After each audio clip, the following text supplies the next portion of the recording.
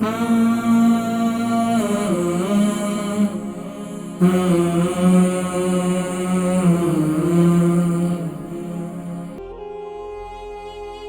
صاحب ہیں، ان کی عمر، ان کے بیٹے ہیں انٹی فوزیہ کے، اور ان کی جو عمر ہے وہ 25 ہے، وزن ان کا 45 ہے، اور ہیئر فیور جو ہے ان کو موسم کی وجہ سے ہوتا ہے، چھینکیں بھی بہت زیادہ آتی ہیں۔ اس کا علاج دیکھیں، ہیئر فیور کا بہت آسان سا علاج ہے۔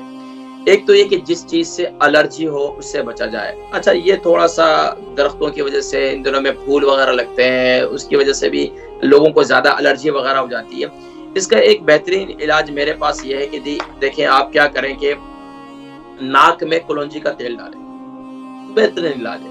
ناک کے اندر کلونجی کا تیل ڈالیں، لیکن اگر بچہ بہت زیادہ نازک مزاج ہے UK یورپ کا، تو اب اس کا دوسرا طریقہ ہے۔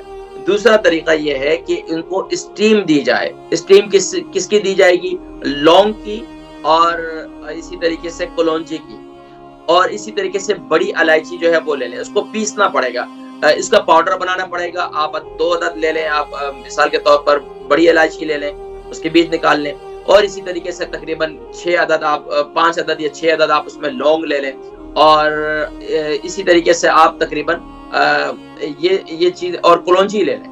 کلونجی آپ 1 ٹی اسپون لے لیں اس کو۔ اچھا، کلونجی کو تو آپ کو پیسنا نہیں ہوگا، باقی 2 چیزوں کا اس کا پاؤڈر بنا لیں۔